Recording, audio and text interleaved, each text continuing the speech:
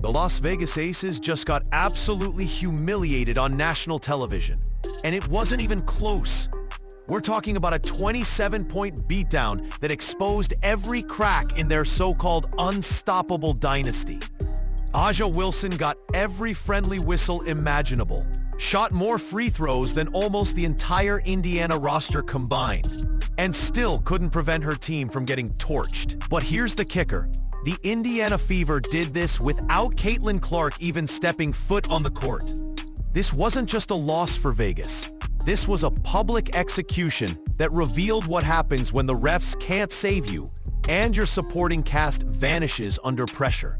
The question everyone's asking is simple.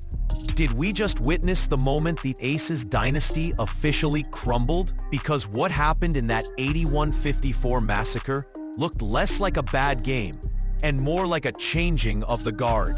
For over 4 years, the Indiana Fever had been haunted by one team above all others. 16 straight games. That's how long the Fever had been chasing their first victory against Vegas since 2019. The psychological barrier was massive. Every time these teams met, you could see it in the Fever players' body language. The tentative shots, the rushed decisions, the way they seemed to shrink when pressure mounted. The Aces had gotten so deep into their heads that even when Indiana played well, they'd find ways to collapse in crucial moments. But something felt different about this matchup. The Fever had been building something special, their chemistry clicking and confidence growing. The 16-game losing streak wasn't just a statistic anymore. It was fuel for a fire that had been burning all season long. Little did anyone know, they were about to shatter that barrier completely. The moment that perfectly encapsulated everything wrong with how A'ja Wilson gets treated by referees came in the third quarter. Lexie Hall was doing exactly what coaches teach from day one, boxing out, establishing position, and fighting for the rebound. She had perfect positioning, textbook technique, and was about to secure the ball for Indiana.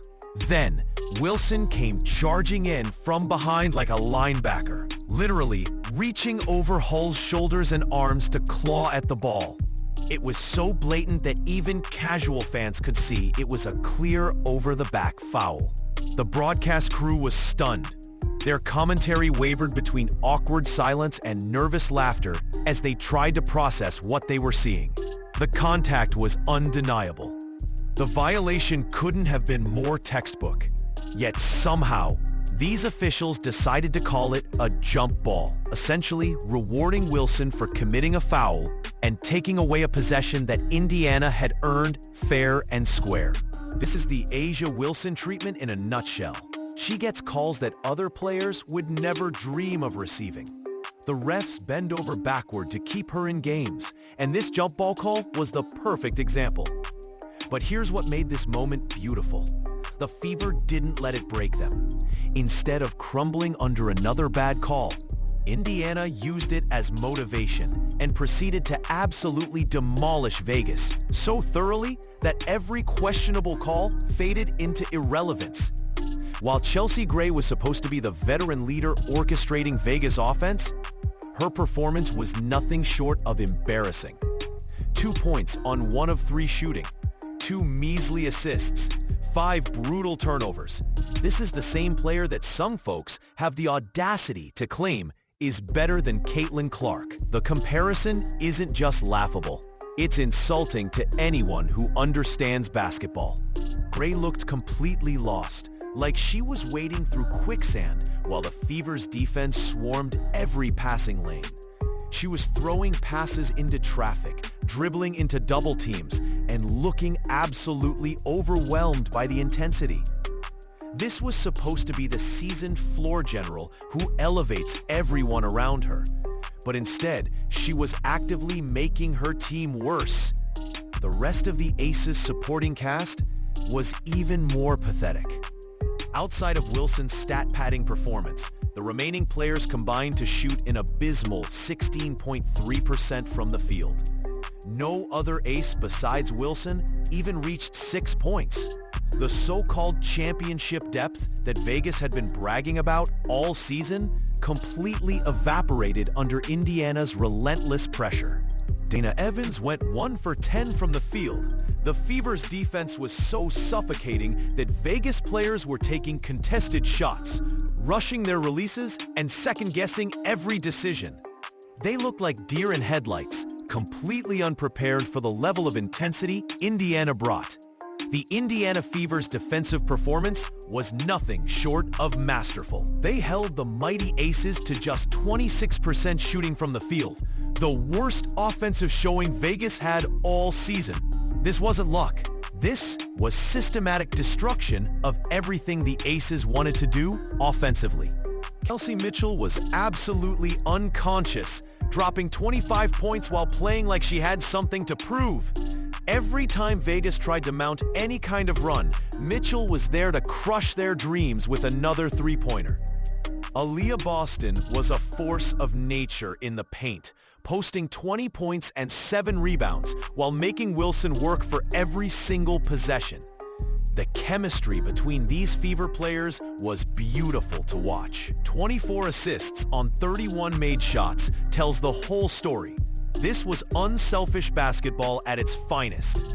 They forced 17 turnovers, controlled the paint with authority, and made every Vegas possession feel like a struggle.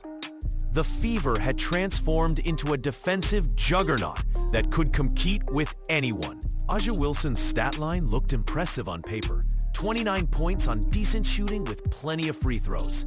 But context is everything, and the context makes her performance look absolutely hollow. She shot nearly as many free throws as the entire Indiana roster combined, getting whistles that would make a referee blush.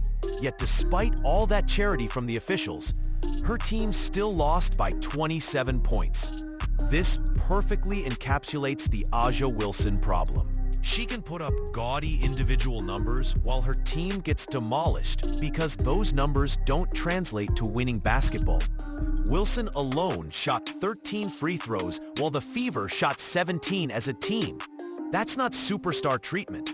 That's special protection that changes the entire flow of the game. What's most damning is that Wilson's 29 points felt completely empty.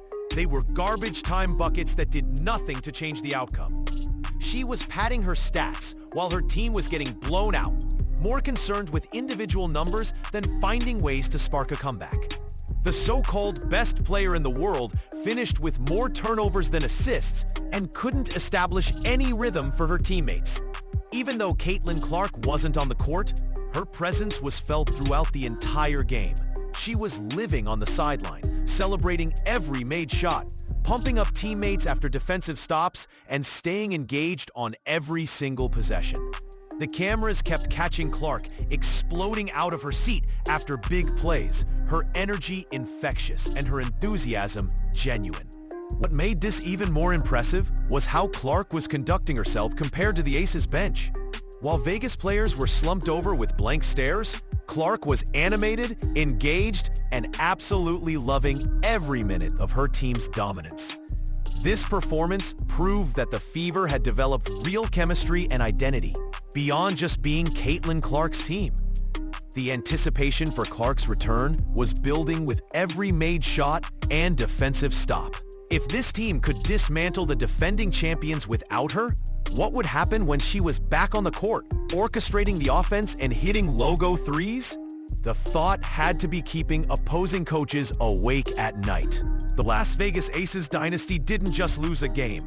It suffered a complete breakdown that exposed fundamental problems with their championship mentality. Coach Becky Hammon's frustration was visible from the opening quarter, and by the fourth quarter, she looked like someone who had run out of answers. This wasn't just a bad shooting night for Vegas. This was a systematic dismantling that revealed how mentally fragile this supposedly The broader implications for the league were massive. The Aces were supposed to be the standard, the team everyone was chasing. But the Fever had proven that the Emperor had no clothes, that this dynasty was built on shaky foundations. The Indiana Fever sent a message that echoed through every arena in the WNBA. They're not intimidated by reputations or past results. They've got legitimate championship aspirations. And they proved it by dismantling the defending champions without their best player. This wasn't just a feel-good upset. This was a changing of the guard. The 81-54 final score almost flattered Las Vegas because the game felt even more lopsided. The Fever played with the confidence of a team that knew they belonged on the biggest stage.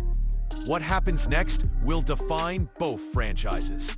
The dynasty in Las Vegas is crumbling, and the future of the WNBA might be running through Indianapolis.